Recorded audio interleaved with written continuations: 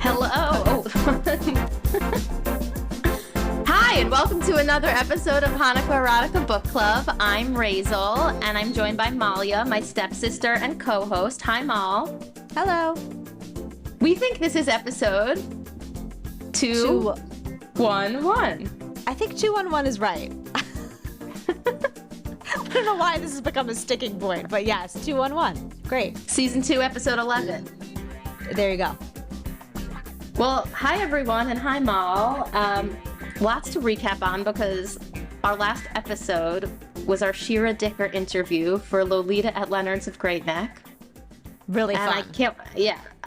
I loved it. I loved meeting her and talking to her. Obviously loved the book, but yeah, what'd you think? What are your reflections?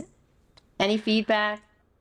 I mean, she was a very fun person to interview. It was not difficult. I feel like other guests we've had who maybe are not as used to being interviewed, it was, we had to kind of like guide things more and work on a rhythm. She was obviously quite practiced. And we just had a lot to talk about. If anything, I felt like we had to rein it in. So that was very fun and nice.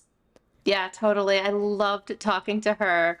I can't believe how many overlaps there are. I mean, I just loved it. It was awesome. And I think that maybe she's been to Limud. I don't know if she was there when we were there. Oh, that makes sense. Because right after we released the episode, David Wolkin, who I haven't talked to in so long, sent me a text that he was at a thrift store and it was a picture of one of your dad's books. And he's like, I'm at a used bookstore and I just found this. And he sent it to me. And I was like, I also at a thrift store. It's so weird. Yes, like I forgot to tell your dad, but I'm sure he's listening. Yeah. Wait, I have another thing to tell you about the way that they listen. But anyway, I'll tell you that in a second. But and I was like, oh well, I have a book for you in return. And I was like, I really think you'd love, because I think he would have loved this book. So he's like, oh, Shira Dicker. Yeah. I think I know her from Limud. Then Ruthie, same thing. She's like, oh, Shira Dicker. So I don't know that she was there when we were there, or maybe she was, but I definitely never met her in person. But yeah, that would have been another connection for us. But okay, when it was time when your parents were back from wherever they were and they were ready to listen to the Shira Dicker episode, at the same time, they needed help moving a chair. So Mitch was going over to move a chair in their house. And I was like, I'll go for the ride. Like, I'm off from work right now. Like, sure, I'll go say hi while you move a chair. Nice. Also, maybe we thought we needed 2 people to move the chair, but Mitch just like lifted the chair up like it was like out of a cartoon. Like just like flew up the stairs holding this chair. Very cute. Mitch. Anyway.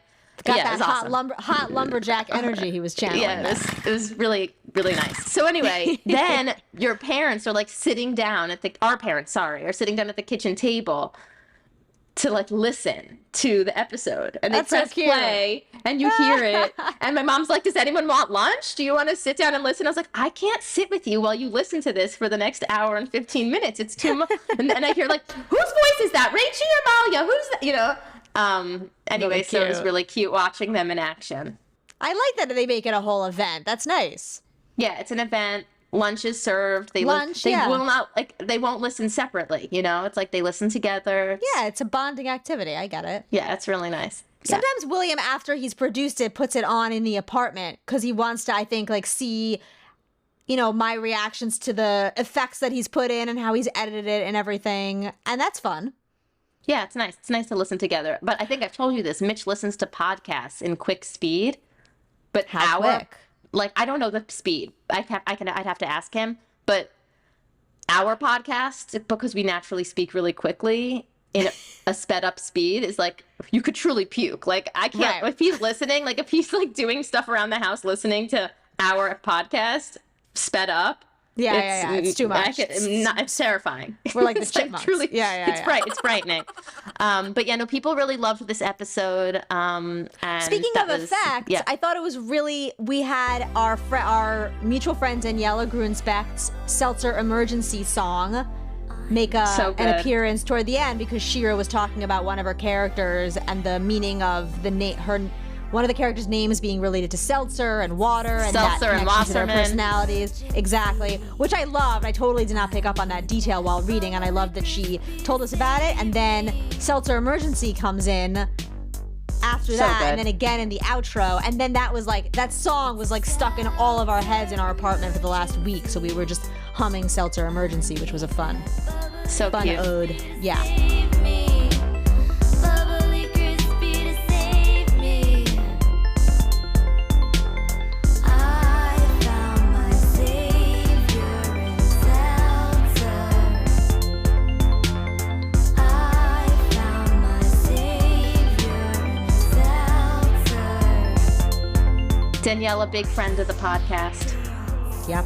I'd love to LLA. have her on. That would be fun. So, tonight, we're reading. Yes. This morning, we're reading. We're talking about Summertime Jews. It's been a long time coming because we discussed it a year ago. Yeah, there's been a lot of build up to this one. How did you find it? Do you remember? Yes, I put in like search terms like Jewish summer camp Oh. books, Jewish Well, there summer you go. camp romance. It's not This is- Jewish summer camp romance. It isn't, no. I mean, there's some. I don't know. I don't even know if there's any romance in it, to be honest. There's Jewish summer some- camp hookups. There's hookups, right? There's awkward teenage sexuality. I guess that's what I'll say. There's Jewish summer camp horniness. In spades, yes. Yes. A lot of that. So this book is written by this guy Mark Swartz, and it takes place in the 80s. Right. It's a Midwestern Jewish sleepaway camp in the 80s, and it is such a time capsule. Yes. The way in which he writes about camp and the dialogue between the campers and the staff, it's a very specific kind of, it's like straight out of an 80s teen movie. Yes. Yes. It felt a little like Wet Hot American Summer to me. Like, Yes. almost. Yes, like it's so specific to at the time because the Right. language and the way that they talk and the way they talk about the hook, everything about it reminded me. Like, I want my brothers to read it because I just feel like they went to camp in those years. They'll relate. And Yeah, I feel yeah, like they would appreciate, like, you could smell the smells of the camp. Like, you could hear totally. the like teenage angst isn't the right word. It's like immature boys saying Yeah. such dumb stuff. And also like the camp traditions. Yes. Yes. It was it's just- like the he- weird, inappropriate, like songs and chants and calls and responses like that no one really questions, but when you look at them from the outside, they seem so just like loony and gross. And exactly, but to a point where I think, like, I actually do think times have really changed. I Like, wonder. there's a tradition just because of like things that are literally just completely inappropriate. Like, I could be wrong. Maybe things haven't changed, and I would love to know. But there's this tradition where they play this game. I don't know if it's even called a game, but like there's this thing they do called rat fuck. Where that one everybody bunk- calls, and everyone calls it that, like including the adult, like who Yeah, it's runs called the rat camp. fuck, and everyone's Yeah, yeah, calling yeah. it rat fuck. Yes, yes. And like they scream. Like I feel like it's better for me to like just read it, but like one bunk screams rat fuck, and then the other one screams something else back. So it's like rat fuck, and then it says Rabbi Mick stomped over to his scooter. Chicken shit, came the obligatory response from the adjacent cabin. Mick sped down the hill toward the horseshoe-shaped configuration of boys' cabins known as the horseshoe. I picked the inhaler up and put the mouthpiece to my lips, even though it probably had never touched Rochelle's. More on that later. Blah, blah, blah. Keep on going. Hairy vagina, hairy vagina. Let's do mixed tits. And a consensus quickly built from someone counted 3, 2, 1. Mixed tits. Like, it's so crazy. Mick is someone who works there or is like the head of the camp. Like, this tradition of screaming rat fuck, chicken shit, hairy vagina. Like, would that still happen? I don't know. It feels so 80s to me. I think definitely screaming things back and forth between bunks would totally still happen, but screaming those things between bunks, no. I would like to think no. I mean, I don't know. That's how I feel. Like, not in that way that it's a tradition where in that scene, it was like the rabbi, which I thought it was just funny that he's not a rabbi, but everyone just calls him Rabbi Mick. That's Rabbi like Mick. his moniker as like the head of the camp, is like on his Vespa, like literally poised, waiting to zoom off to whatever bunk starts to rat fuck. So he, like, everyone knows it's happening. It's like a very established tradition. I can't imagine that still existing in camp today. It seemed bananas to me, but all of it did. Like, this book is about this guy's summer at sleepaway camp, and he's like a junior counselor. I think it's called a machon. I don't know. He's a junior counselor, and he's also writing bad songs the whole summer. He's writing bad songs with bad lyrics the whole summer. Really cracked me up. But early in the book, this girl goes missing. Yes. And not any girl, like the daughter of some huge philanthropist who's just her first summer at camp, and the dad either is or is about to or just gave a lot of money to the camp. To kind of save the camp. Exactly. Yeah, so she's sort of like a celebrity at the missing. camp. Yeah. Yeah. And she goes missing. There's something about like the pace of this book and the way it's written where it's like, it's so detailed. I don't know. It was like a little hard for me to digest. Like, it's not a long book. I'm just curious, like, what your experience was with it. Okay, so I felt like this book was almost like there was something. I hear what you're saying, that maybe part of it is just that it was the 80s and maybe camps really were like this, but the descriptions of how sort of horrible everything was are so over the top. It almost feels like a little surreal. Like it's not supposed to be necessarily accurate. There's something a little like fable-y about it almost. Like, I just feel like the characters and everything going on are so extreme. Like, that Israeli counselor and what a horrific asshole he is. And like... Yeah, Doron, like, and just like, I understand probably there was some like camper counselor, you know, hooking up. And these campers are not much younger than the like, you know, this kid is like 17 or 18 and the campers are like 15. So it's not like it's but I just feel like the degree to which it's happening, it feels over the top to me. Like there's something almost like a dream about it. Like it's not supposed to be entirely real.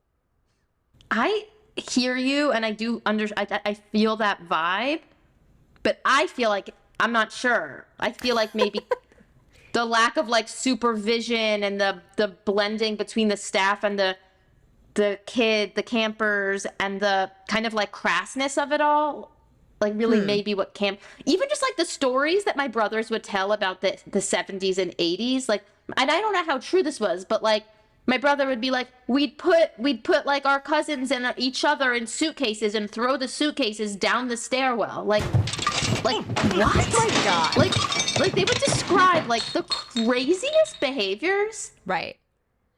And like, where was everyone's parent while this was right? Like, obviously, like my mom was home. Like, I don't. She's like weird. Like, where it's like, even if like my kids so much as threw like a water bottle down a stairwell, or like their socks. Like, if they threw their socks, I'd be like, we'd have a conversation. Like, right. You'd be like running up there and be like, don't throw those socks. Who's picking those socks up? Exactly. Like throwing like. Or like not, or putting like not touching each other's bodies, like keep it like, don't you feel like there were like fist fights like in like the 60s, 70s, 80s, like the way my grandpa talked about like fighting and like stickball and like all this stuff that there's so much nostalgia for. So I don't know, it's like I do feel like there's something about this book that just like either is a little bit like exaggerated, or it's just like times really have changed, but when some things haven't. But the supervision, or like, there was this tradition called a bar mitzvah in the book. Oh yeah, that was crazy also. This book is also the Jewiest book that we've read. Oh, like, it's so Jewish. It's like nothing is not Jewish. Like every reference, every first of all, and also this camp is extremely Jewish. Like this camp very is kind Zionist, of horrible, very but also like very Zionist. But I don't know, I also felt very Jewish. Like I also like, the camp is kind of horrible, but I also kind of want to send my kids there. Yeah. No, it's like, they have like prayers, they have Hebrew language sessions, they have Jewish learning sessions. The kids are running the prayers around different themes. Like, Do these camps exist? It seems extremely content heavy. Yeah, tonight I'm going to an event actually that's like a Jewish camp like panel.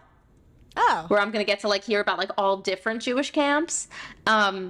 Like that you're shopping And- around. You're shopping around. Like for your I kids already for? think I know I already think I think I know where I want to go, but the thing is I already had signed up for this. The event sounds really cool because I don't know, I think I was either very hungry when I saw the email about this, or it just is a great event. Can I describe it to you and you tell me? It's like Sure. a cereal bar with 18 kinds of cereals and different kinds of milks and and then tie dyeing and then like a panel or like a fair of Jewish camps. So it's like So fun. cereal, 18 kinds of cereal. What are they going to That be? seems really cool. Yeah, what are the it's 18 great. kinds? I'm just very Right. compelled to go. So it's like Jewish camp, a cereal bar, and tie dyeing. Okay, I'll be there. Very fun. Sign me up. Sign me up. I signed up immediately. Awesome. And then it'll be cereal for dinner. Perfect. Yeah. So I don't know. I do think that there's a lot of camps that have like daily tefillot, or like maybe like the art is called amanut, or like the different like specials are called hugim. But like I don't know, this camp had a lot of stuff. Like, and there's definitely really camps that are super into Israel. Like Binny sings Hatikvah every single morning at camp. Oh wow. And that's just day camp, so it's like there's definitely Yeah. a lot of that infused in Jewish camps for sure. But this was it was a different time because none of these people, this is all non-Orthodox Jews, Right. It's reform. They say several times it's a reform camp. like studying Torah. Yeah. That's why I feel And like it seems obsessed kind of with great. Israel. Horrible, but also great at the same time. Yeah. Also, the character that I love that seemed also like out of a fable, but I feel like was actually probably pretty realistic is the like severe Holocaust survivor rabbi who's like banging yes. who like he's in the middle of playing he's the main character is like you said, he's like a wannabe kind of singer songwriter, and he leads like the Jewish song sessions like on Friday night, and he's playing like Ani Ma'amin, and in the middle the rabbi like slams his cane into the kid's guitar and starts giving everyone a lecture basically about like the seriousness of this song and how this kid is like gyrating or making it too, I don't know what, like lighthearted or sexualized, and it's a shanda, and like he's going on and on, and he like, I don't know, that seemed insane, Yeah. but also probably totally happened, especially I in feel that like a lot of era. this happens. Exactly. Yeah. I feel like a lot of this happened. Also, like all the different shtick. Like it's funny to read this book coming off of the Lolita Leonard's of Great Neck book, because like there's just a lot of very specific details about characters, people, experiences. But like Doron, who we were talking about, because in Lolita Leonard's of Great Neck, there's this whole like Israeli camp counselor character Barak, who she runs away with, and in this Yes. character in this book, there's the same as, because there's always those Israeli counselors like. Yes. That is just a thing. Like day camp, sleep weekend, there's always those Israeli counselors that are like flown in for the summer, all these Right. like madrichim or whatever. So this is this guy Doron, and I like that he has like a backstory that's like the kind of backstory a character like this would have. Whenever Doron smiled, he looked like he was getting ready to spit blood and teeth. It was a mangled grimace, with one incisor gone and one canine recently capped in gold. His black eyes twinkled with tears never shed. Reportedly, back in Jerusalem, he had impregnated a Hasidic girl, and his family had shipped him to southern Wisconsin until tempers cooled. Of course he did. Right. He had little interest in teaching Hebrew, coaching soccer, or leading discussions on religious topics, less still in telling suburban American going into 10th graders what to do. When not spewing obscenities in heavily accented English, he flirted with the girl campers and took long naps. Then she is a slut, he grimaced. Am I pronouncing it right? Rhymes with twat? It's crazy. I don't know. Just it cracked me up. But it cracked me up. But also It was very like funny. there were so many characters.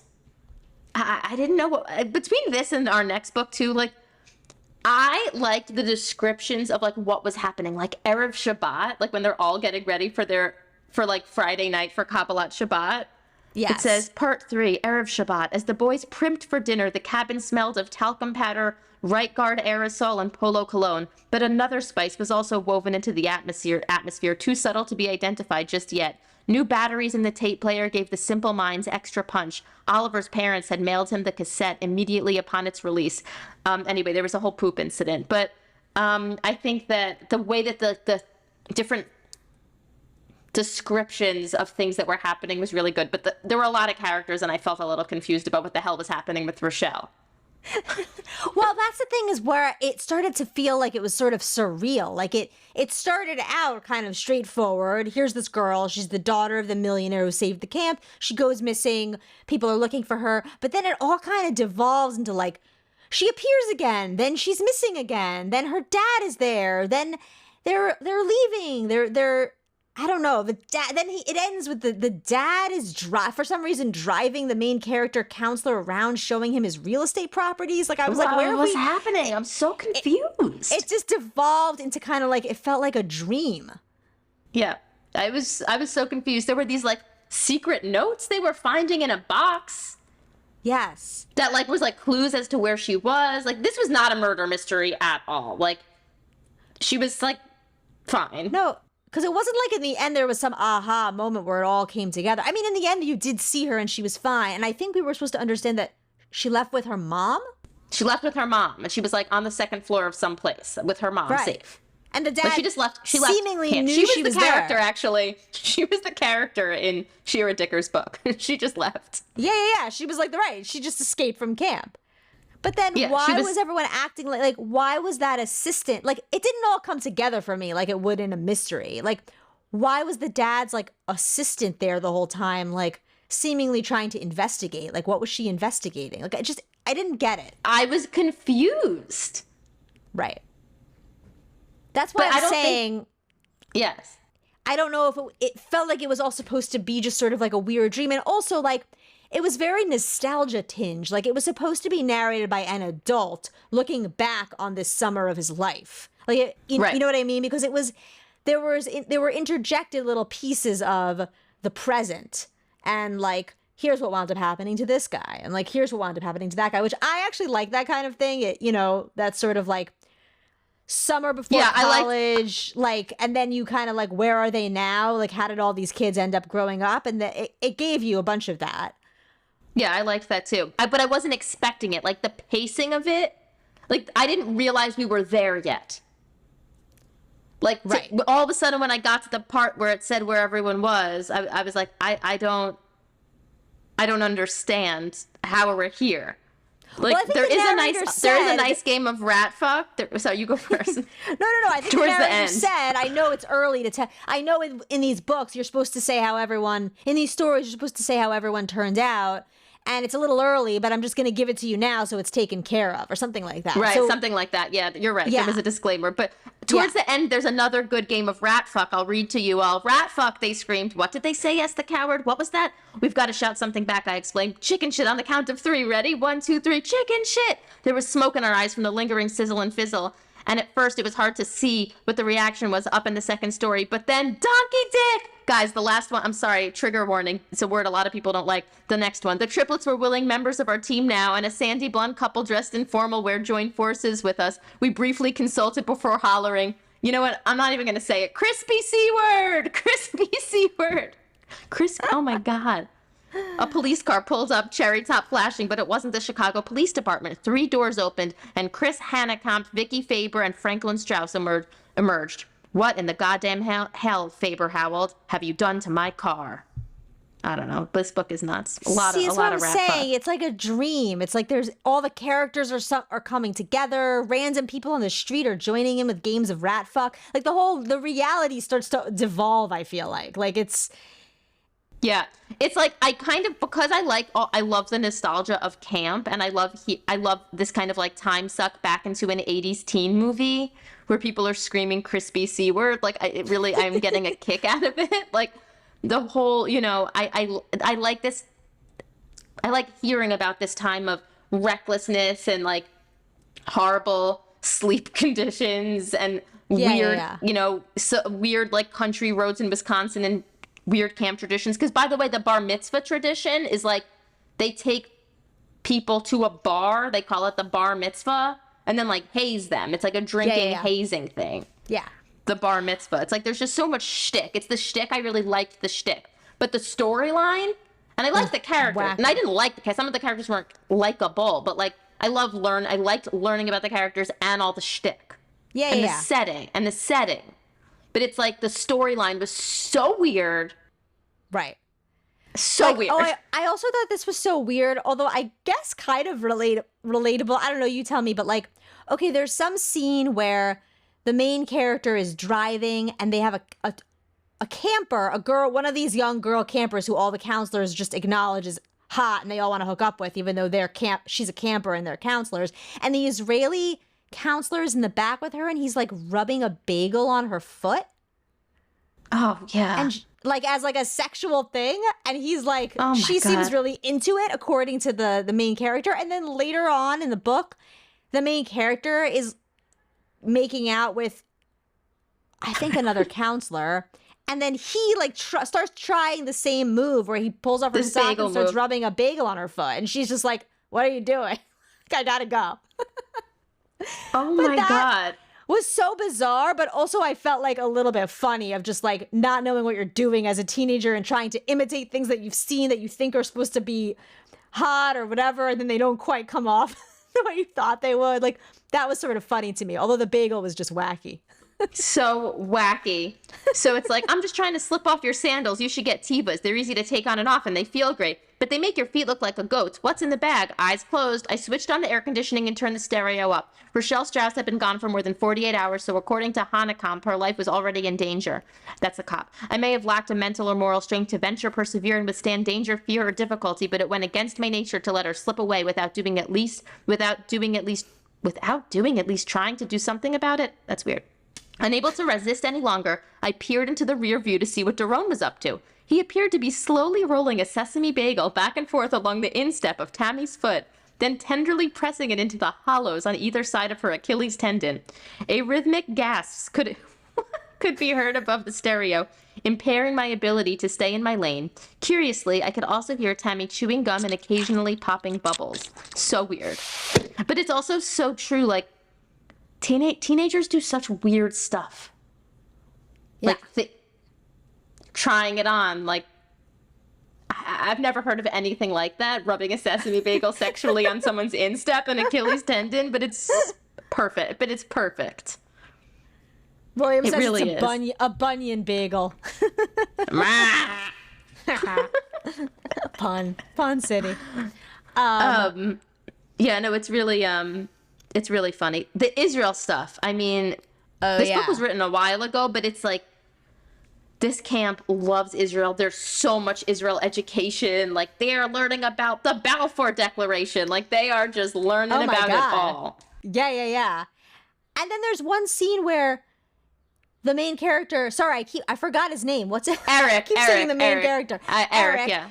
Eric gets called to the Rabbi Mick, the head of the camp's office, and he's done so many things wrong. Like, he made out with a camper, he stole someone's car, he escaped the camp, he did all these horrible things, and he's like, oh God, what am I in trouble for? Like, he knows everything. And it turns out Rabbi Mick is in there, and so is the official, Holocaust survivor rabbi, and they both start ripping into him that he used an article that was critical of something Israel had done to lead like an educational discussion with his campers.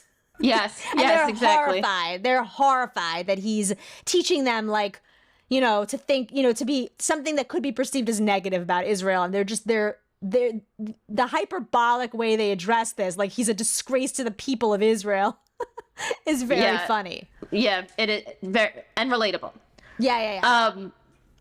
There was another part that I really liked where the head of the camp was kind of talking to Eric about like how to be a staff member and what to do.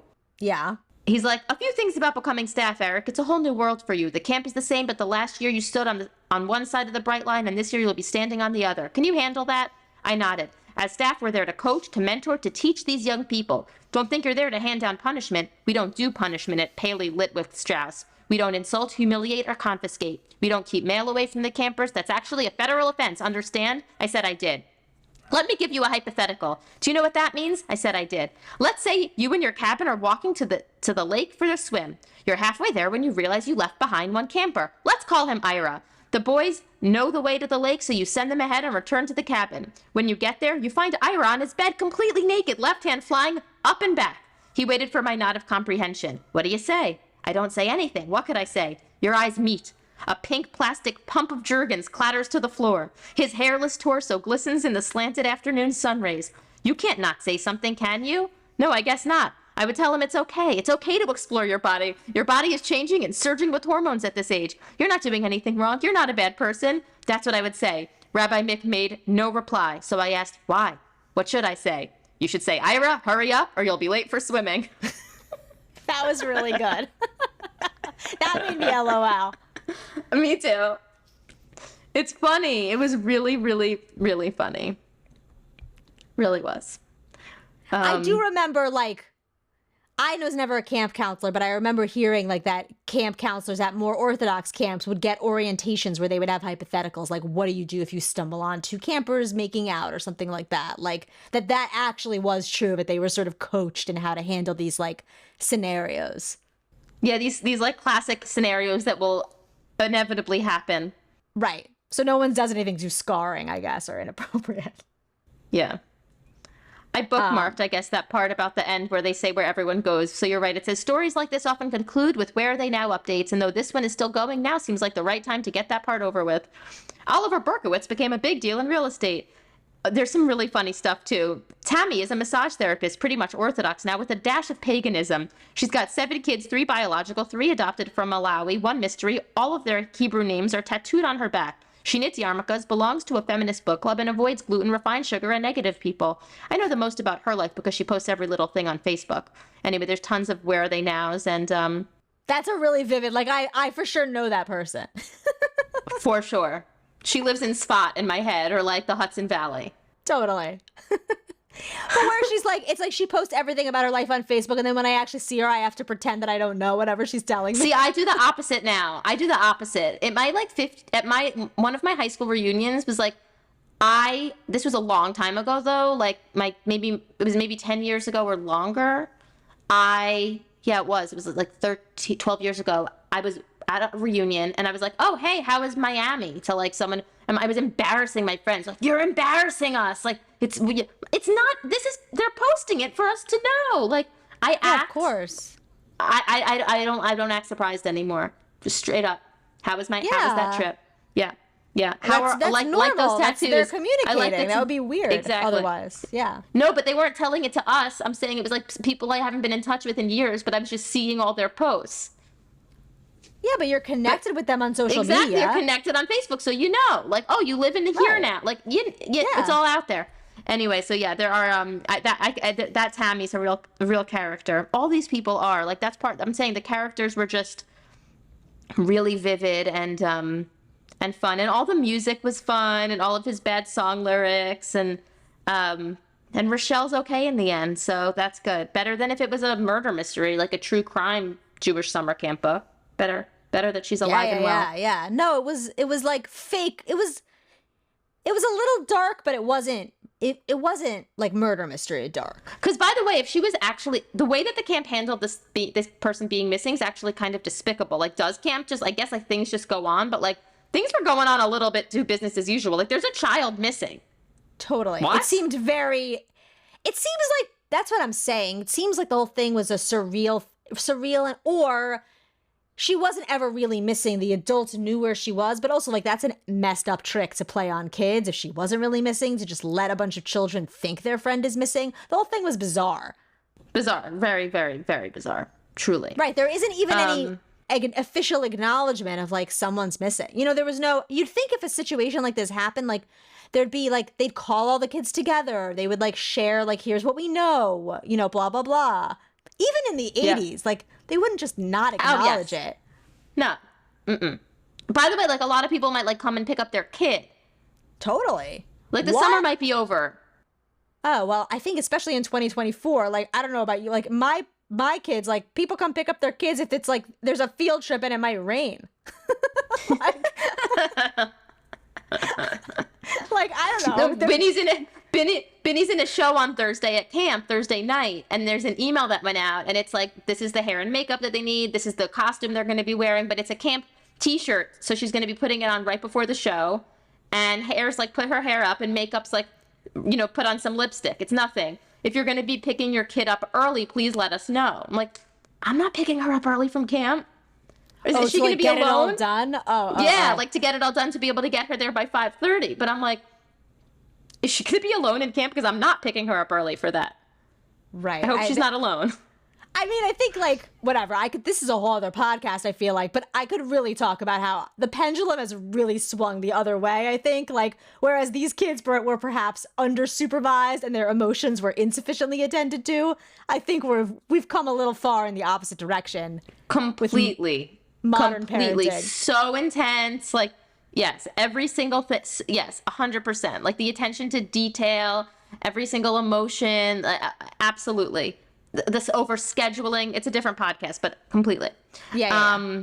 There was also a cute thing that I was like relating to as like a parent who maybe one day soon will have a kid in a sleepaway camp, was like the Eric left voicemail messages for his parents at 2 different points in it. And I just thought that was cute because a voicemail is so, obviously our phones still have voicemails, but I just feel like no one really leaves voicemails anymore. And the idea of a voicemail being the only way that you could communicate with your parent over a summer felt very old school nostalgic to me. Call has been forwarded to Totally. an automatic voice message system.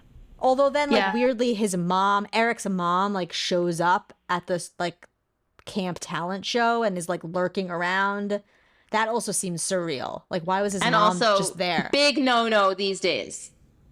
That's not happening in 2024. Oh, like, a parent can't just show up. No. Right. Big Right, no-no. Right. Yeah, no, I mean, I bookmarked so much of this because I just thought it was, if our listeners are in the mood to be swept into like a musty smelling, but also like polo cologne smelling and like mildewy wet bathing suit smelling sleepaway camp Yes. was filled with so much Jewish culture and Zionism and Hebrew. I really recommend reading this on the beach or something because it is you'll have a laugh. Also, just the pranks that they played on each other were disgusting. Like, a camper, like, put that Israeli counselor's deodorant in poop at one point. Yeah, that was the smell. When I was reading that book, I was like, then there was a poop incident. Yes. Yeah. But then to pay him back, the counselor then, like, paid him back with his own disgusting prank. It was just really over the top gross. Daron was a monster. Like, I wish the Israeli character were like new agey and like more like with that like spiritual surfer type Israeli character and not just like a dick. Like, Daron was an asshole. And it's sad Totally. he dies actually at the end. His Where Are We Now is that Daron died. That was the darkest part because they were like, Daron became an 100%. activist. And then it was like no one cared what side he was on except the people that burned him in his house. Ugh. Literally. Okay. Literally. Yeah. So that was, I don't know, maybe there's some kind of like critical, like, I don't know if this book was supposed to be sending some kind of message about Zionism. I wasn't reading it on that level personally, but, there's something there maybe. Yeah, maybe there is. I was reading it as a time capsule, but maybe. Right. But Daron's Where Are They Now was sinister. Yes. He was sinister. He was Truly. right. Truly. He was such Daron. I do like that Yeah. name. Yeah, I do. Oh, I love that name. Yeah, like he could have been a great character, yeah. but he really wasn't. Absolutely. I wish he was. Yeah, Daron, super name.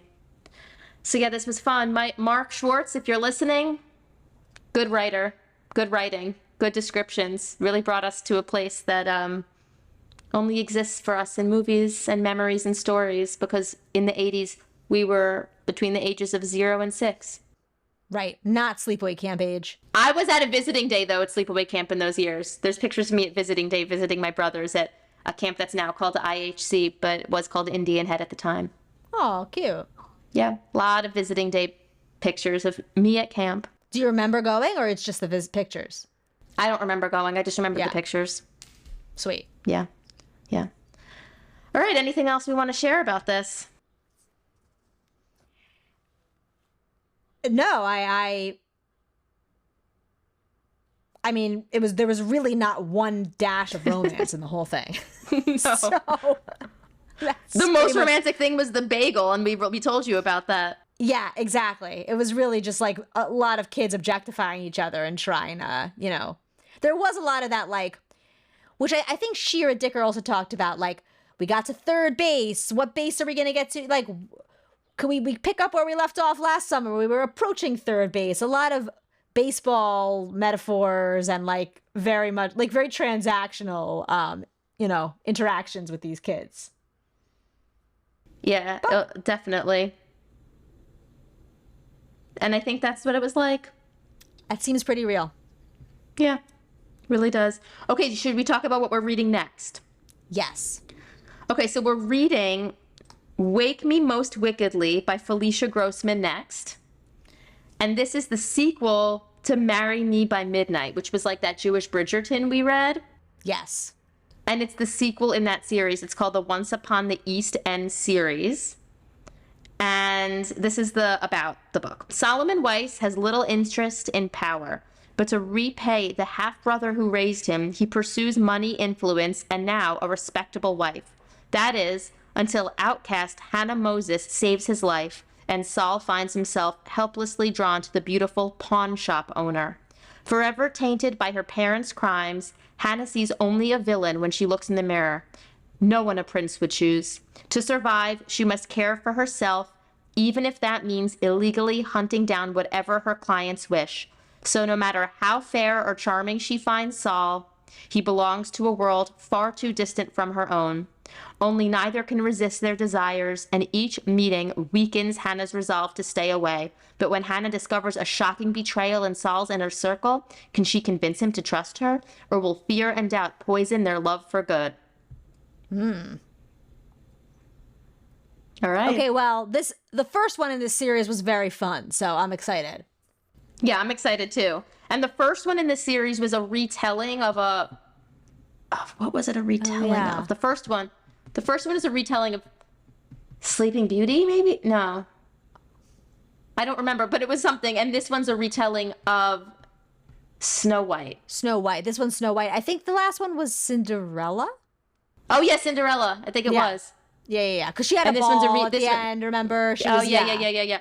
This one's a retelling of Snow White and the Seven Dwarfs, so I'm really excited. So, all right, read along with us. Wake Me Most Wickedly by Felicia Grossman, or don't read along with us, but catch up on our next episode. And Mal, we have an update for one of our sponsors. Yes. Okay? Hanukkah Pong is a sponsor. Of course. But I always direct our listeners to Amazon, and Hanukkah Pong reached out to us to let us know that if you're interested in Hanukkah Pong, check it out at newishtraditions.com. If you Google Hanukkah Pong, it should be the top result. And there's a listener code, so if you're already starting to get your Hanukkah gifts, you can get 20% off with code Hanukkah Erotica. Wow. Yep. Our first listener code. That's exciting. Our first listener code, Hanukkah Erotica, HANUKKAHEROTICA, for 20% off of your own very game of Hanukkah Pong. Woohoo. By Newish Traditions. Okay, this podcast is produced by William Levin. I'm Raizel, this is Malya, and we'll see you next time. Bye.